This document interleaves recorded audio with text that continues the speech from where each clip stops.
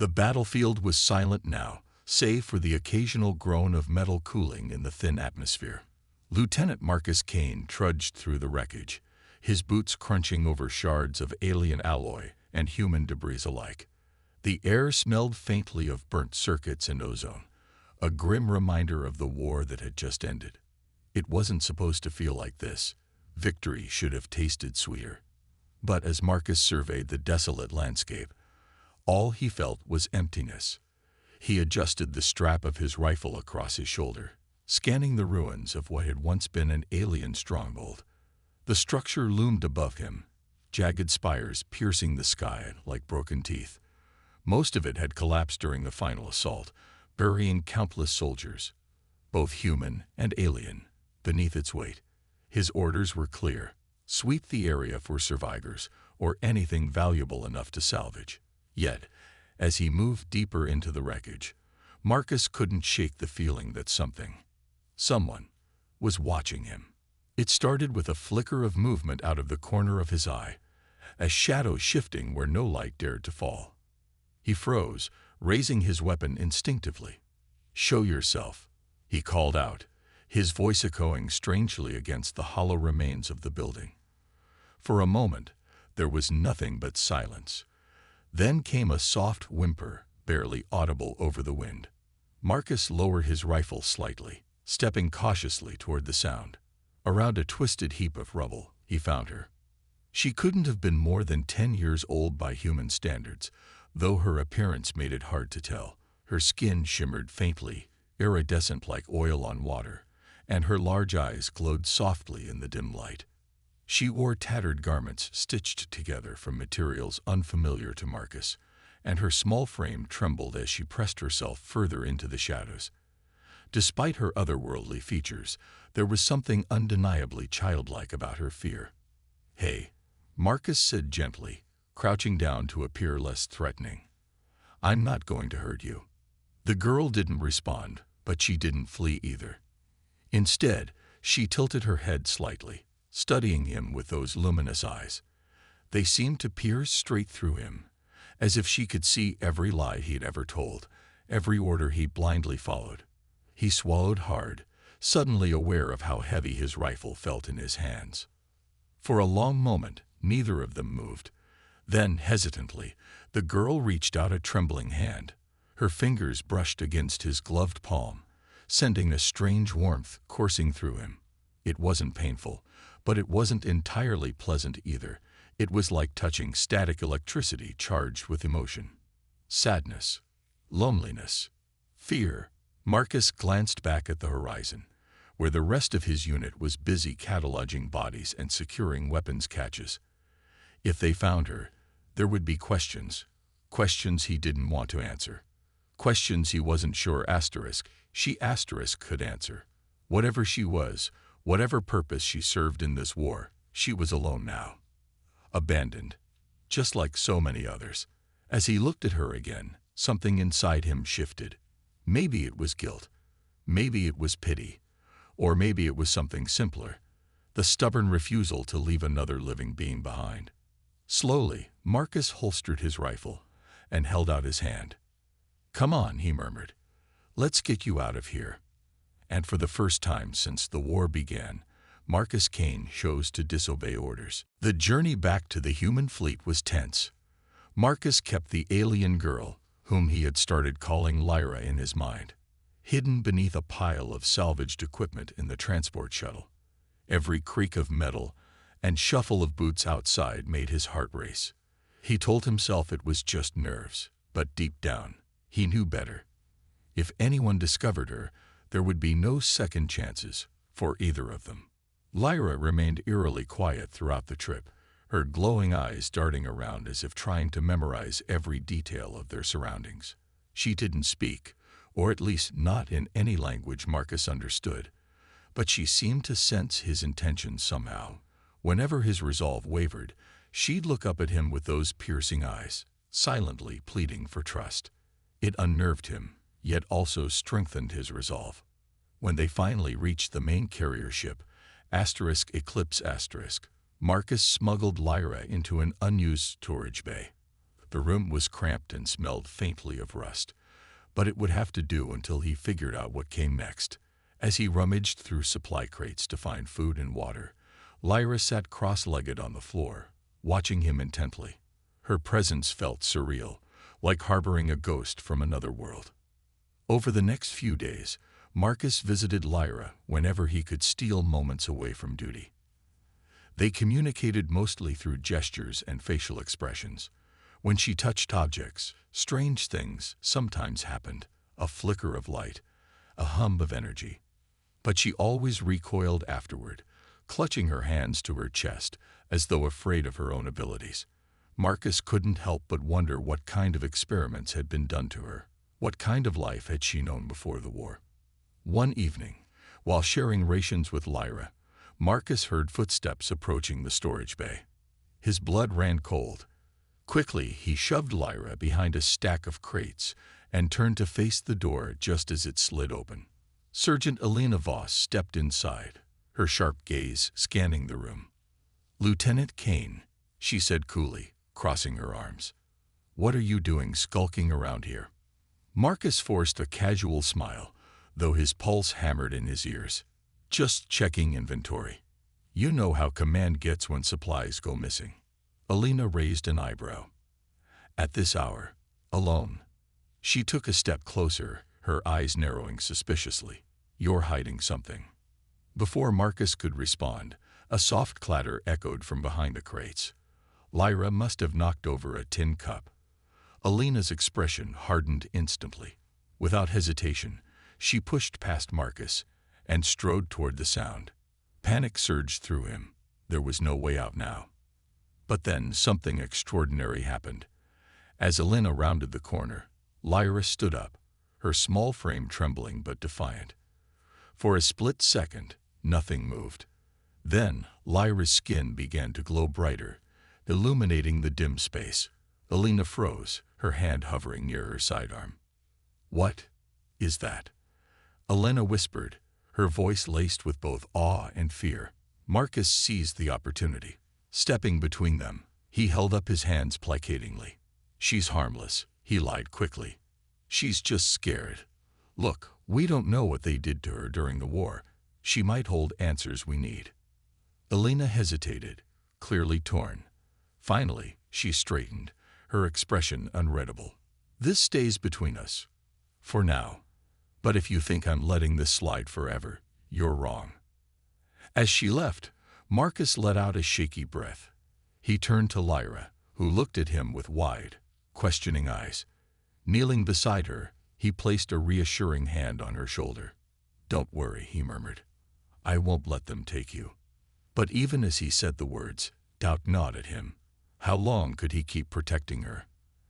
And more importantly, why was he willing to risk everything for someone he barely knew? For the first time since meeting Lyra, Marcus realized that saving her wasn't just about keeping her safe. It was about proving to himself that humanity still had a shred of decency left. Back on Earth, Marcus found himself in a precarious balancing act. He had smuggled Lyra into an abandoned safe house on the outskirts of New Chicago, a crumbling relic from before the war. The building was drafty and smelled faintly of mildew, but it was secluded enough to keep prying eyes away. For now, at least. Every day brought new challenges.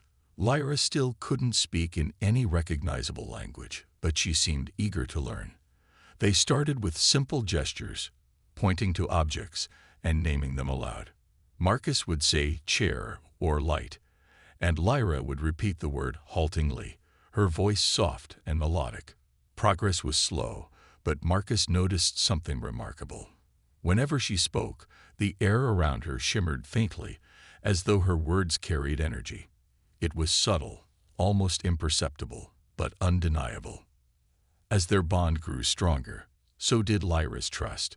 One evening, while sitting cross-legged on the floor, she reached out and touched Marcus's hand. At first, he felt nothing unusual. Then, images flooded his mind. Flashes of sterile white rooms filled with humming machines, shadowy figures looming over her, needles piercing her skin. Pain, fear, loneliness. Marcus gasped, pulling his hand back instinctively. What? What was that? He stammered, staring at her. Lyra tilted her head, her glowing eyes filled with curiosity rather than fear. Slowly, she placed her hand against her chest and then pointed to him. It wasn't clear if she meant to share those memories intentionally or if it was some kind of reflex. Either way, Marcus understood one thing for certain. Lyra hadn't chosen this life. She was a victim, just like so many others caught in the crossfire of humanity's greed. Determined to uncover more, Marcus spent hours poring over classified files he downloaded during the war. Late one night, buried deep within encrypted documents, he stumbled upon something chilling. A project codenamed *Eclipse*. The name sent a shiver down his spine. It matched the carrier ship he'd served on. According to the files, *Eclipse* wasn't just a military vessel. It was part of a covert operation to capture alien technology and reverse engineer it. Worse still, there were mentions of test subjects, beings bred specifically for combat experiments. Marcus's stomach churned as he connected the dots. Lyra wasn't just another casualty of war. She was evidence of humanity's darkest secrets. She had been created, not born, engineered to be a weapon. And when her people lost the war, she was abandoned, left behind like broken machinery. The realization weighed heavily on Marcus. He thought about all the battles he'd fought, all the orders he'd followed without question. Had he unknowingly contributed to horrors like these? Was he any better than the monsters who had done this to Lyra? When he finally looked up from the screen, Lyra was watching him.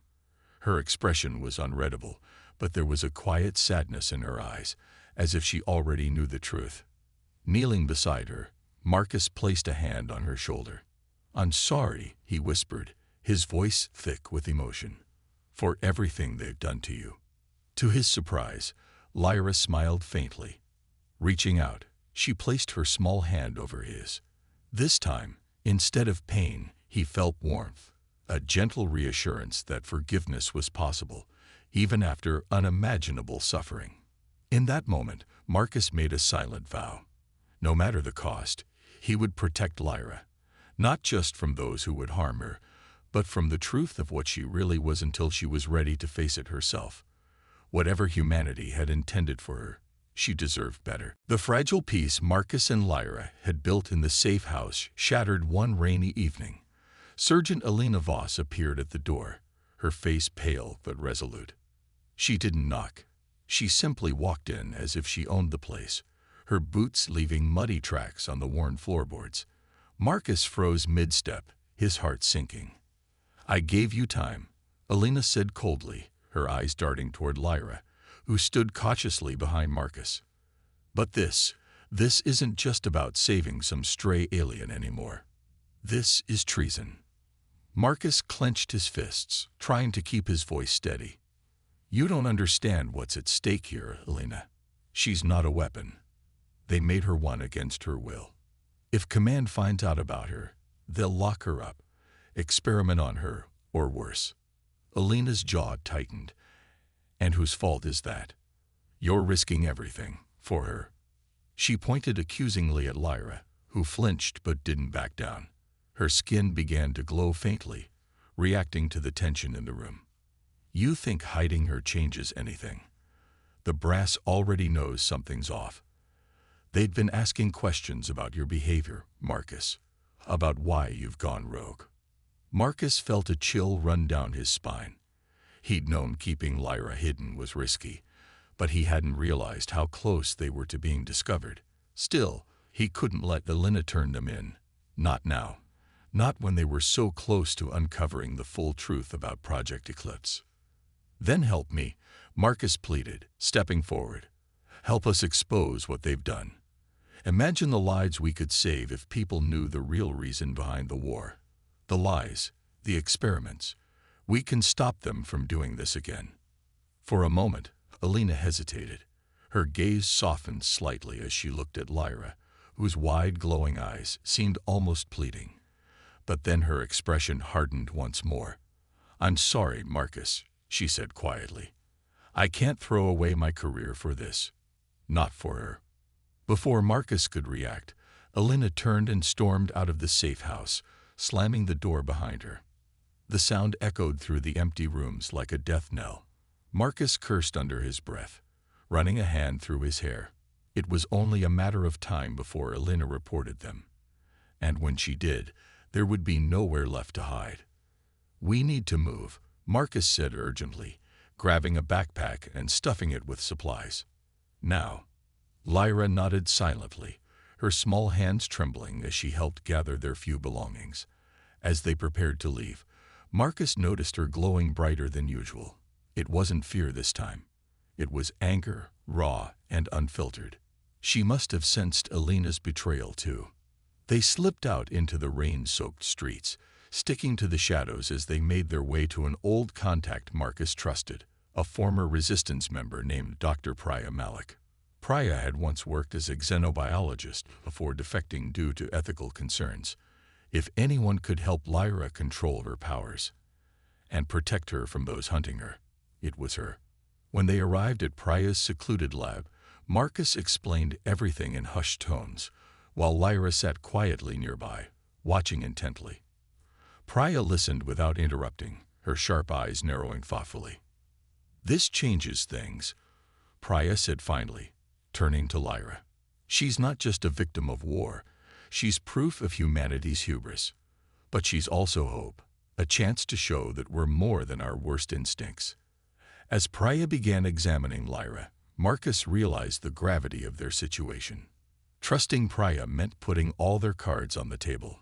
Yet, as he watched Lyra interact with the scientist, her glow dimming slightly as she relaxed, he knew they had no other choice. Betrayed by someone he once called a friend, Marcus understood that survival wouldn't come easy. But as long as Lyra stood beside him, he was willing to fight for every step forward, even if it meant losing everything else along the way. Dr. Priya Malik's lab was a maze of cluttered workbenches, humming machines, and shelves stacked with alien artifacts Marcus couldn't begin to identify. The air smelled faintly of ozone and antiseptic, a strange mix that seemed fitting for someone who straddled the line between science and rebellion. Despite its chaotic appearance, there was an undeniable sense of purpose here, a feeling that every tool, every scrap of data, had been carefully curated for a greater cause. Priya wasted no time getting to work. She ran tests on Lyra, scanning her body with handheld devices that emitted soft chirps and glows. At first, Lyra tensed, clearly uneasy about being poked and prodded again. But when Priya knelt beside her and spoke gently, explaining each step in simple terms, Lyra began to relax. Her skin still shimmered faintly, but it wasn't out of fear this time. It was as if she trusted Priya instinctively, just as she had come to trust Marcus. "What am I looking at?" Marcus asked one evening, peering over Priya's shoulder as she analyzed a holographic projection of Lyra's genetic structure. The image floated above the desk, glowing strands of DNA twisting like threads of light. "This," Priya said, tapping a section of the projection, "is unlike anything I've ever seen. Her biology is a fusion of organic material and something else. Energy-based components, perhaps. It's almost as if she was designed to channel power directly." Marcus frowned. "Designed? You mean engineered?" Priya nodded grimly. "Yes. And not by accident. Whoever created her knew exactly what they were doing. Look here." She zoomed in on a cluster of glowing nodes within the DNA strand. "These markers suggest her abilities aren't random. They're controlled responses, tied to her emotions. Fear makes her glow brighter, anger amplifies her energy output, and calmness stabilizes it. So she's not just a weapon," Marcus murmured, glancing at Lyra, who sat quietly nearby, watching them intently. "She's a living conduit." "Exactly," Priya agreed. "But conduits can go both ways. If she learns to harness her powers, she could heal as easily as she destroys. That's why we need to focus on teaching her control, not just for her safety, but for ours too." Over the next few weeks, Lyra made remarkable progress under Priya's guidance. Using meditation techniques and sensory exercises, Priya taught her how to regulate her energy spikes. Marcus watched in awe as Lyra practiced creating small bursts of light, shaping them into patterns that danced across the room. For the first time since he'd met her, she smiled freely, her luminous eyes filled with wonder instead of fear. But their newfound hope came with challenges. One night, while reviewing encrypted files Marcus had brought from *Eclipse*, Priya uncovered something alarming. Earth's military leaders weren't just experimenting on aliens, they were hunting others like Lyra. Dozens of test subjects were still alive, imprisoned in secret facilities scattered across the globe. "We have to do something," Marcus said firmly after hearing the news. "We can't leave them there." Priya hesitated, rubbing her temples. "Rescuing them won't be easy. These facilities are heavily guarded, and even if we succeed, exposing the truth will turn the entire planet against us." Marcus shook his head. "Then let them hate us. We owe it to her, and to everyone else they've hurt, to try." As they planned their next move, Lyra approached silently, placing a hand on Marcus's arm. Her touch sent a wave of warmth through him, grounding him in the moment. He realized then that this fight wasn't just about justice. It was about proving to Lyra, and to himself, that humanity could rise above its darkest impulses. With Priya's expertise, Marcus's determination, and Lyra's growing strength, they formed an unlikely alliance. Together, they prepared to take on the most dangerous mission of their lives, infiltrating a high-security facility to free the forgotten victims of humanity's greed. Failure meant capture, or worse, but success might spark a revolution. For the first time in years, Marcus felt truly alive. The mission to infiltrate the high-security facility was set for a moonless night, when shadows stretched long and surveillance systems were less effective. Marcus, Lyra, and Priya moved like ghosts through the dense forest surrounding the compound, their breaths visible in the cold air. Each step felt heavier than the last, weighted by the knowledge that failure meant not just their deaths, but the continued suffering of countless others like Lyra. Priya had spent days studying satellite images and schematics of the facility, identifying weak points in its defenses. They entered through an abandoned drainage tunnel, crawling on hands and knees through the damp, narrow passage. The smell of mildew filled the air, but no one complained. Every sound, the drip of water, the crunch of gravel, was amplified in the suffocating darkness. When they emerged inside the facility, Marcus took point, his rifle at the ready. Lyra stayed close behind him, her glowing skin dimmed to a faint shimmer as she focused on maintaining control. Priya brought up the rear, clutching a tablet that displayed a live map of the building's layout. "This way," Priya whispered, pointing down a corridor lined with flickering fluorescent lights. The hum of machinery grew louder as they approached a set of reinforced doors. A keypad blocked their path, but Priya quickly hacked into the system using her tablet. With a soft beep, the doors slid open, revealing rows of glass chambers filled with eerie blue liquid. Inside each chamber floated alien beings, some humanoid, others grotesque hybrids of flesh and metal. Tubes connected them to machines that monitored their vital signs, keeping them alive but barely conscious.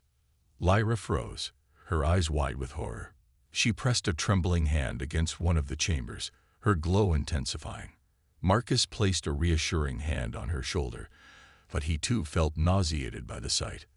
These weren't weapons, they were prisoners, victims of humanity's insatiable thirst for power. "We need to hurry," Priya urged, already downloading data from a nearby terminal. "This information will expose everything." Suddenly, alarms blared throughout the facility. Red lights flashed, bathing the room in crimson.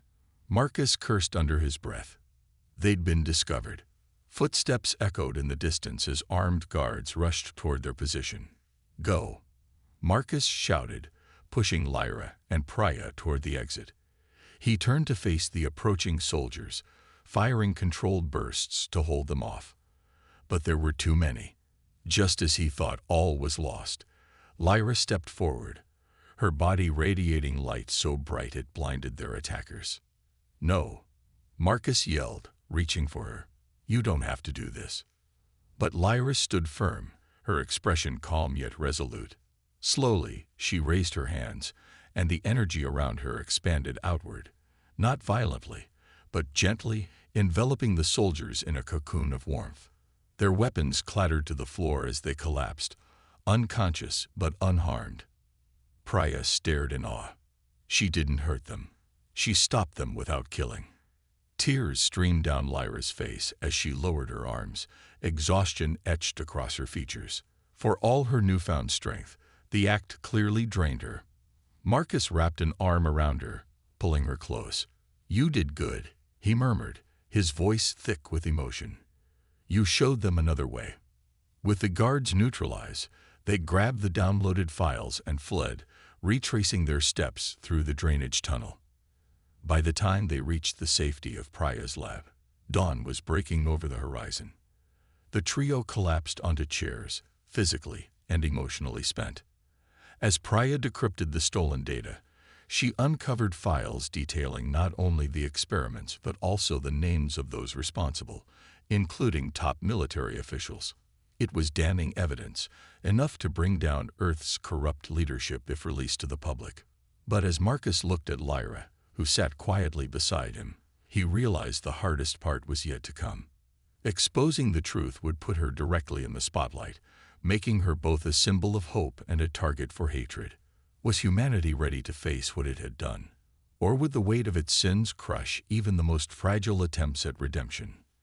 Only time would tell. The broadcast was lit within hours. Priya uploaded the stolen files to every major news network, social media platform, and public forum she could access. The incriminating evidence spread like wildfire, exposing Earth's military leaders as architects of atrocities, experiments on sentient beings, manipulation of interstellar conflicts for profit, and cover-ups that stretched back decades. Protesters flooded the streets almost immediately, demanding justice.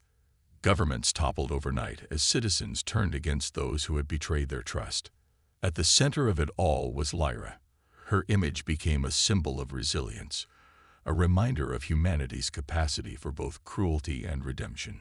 Footage of her sparing the soldiers during the raid went viral, showing the world that even someone engineered as a weapon could choose compassion over vengeance. To many, she represented hope. To others, an uncomfortable mirror reflecting their darkest impulses. Marcus knew the backlash would come. While millions rallied behind Lyra, there were still those who saw her as a threat, an alien anomaly they couldn't control. Death threats poured in daily, and Marcus did his best to shield her from the vitriol. But Lyra didn't shy away. Instead, she embraced her role, standing tall despite the weight of scrutiny. One evening, under the cover of darkness, Marcus accompanied Lyra to a global summit organized by the newly formed Intergalactic Peace Council. The event took place in a sprawling auditorium filled with representatives from across Earth and beyond, including emissaries from alien species once considered enemies. For the first time in history, humans sat alongside extraterrestrials, united not by force but by shared pain and purpose. When Lyra stepped onto the stage, the room fell silent. She didn't speak, not in words anyone could understand, but her presence said enough. Her skin shimmered softly, casting a warm glow over the audience. When she finally raised her hands, energy rippled outward, forming intricate patterns in the air. It wasn't language, it was art, a universal message of unity and forgiveness. Tears streamed down faces throughout the auditorium. Even hardened diplomats found themselves moved to their core. In that moment, Lyra transcended being just a victim or a survivor. She became something greater, a bridge between worlds. After the summit, Marcus made a decision.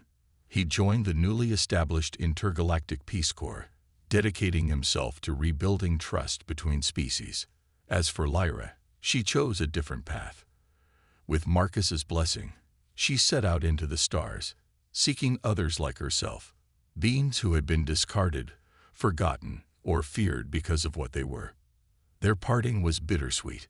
Standing on the launch pad beneath a sky ablaze with stars, Marcus hugged her tightly. "You've already changed everything," he said, his voice thick with emotion. "But don't forget where you came from." Lyra smiled faintly, placing a hand over her heart before turning toward the ship waiting to carry her away. As it ascended into the heavens, Marcus watched until it disappeared entirely. Though sadness lingered, he felt a profound sense of pride. Together, they had ignited a revolution, one built not on destruction, but on understanding. In the months that followed, reports trickled in of mysterious sightings across the galaxy. Planets ravaged by war began to heal. Former prisoners emerged from hiding, inspired by stories of a girl who refused to be defined by her past. And though Marcus never saw Lyra again, he knew she was out there, spreading light in the darkest corners of the universe. For the first time in years, humanity dared to dream of a future worth fighting for, not through conquest, but through connection. And it all started with one soldier who refused to walk away, and one alien girl who chose to forgive.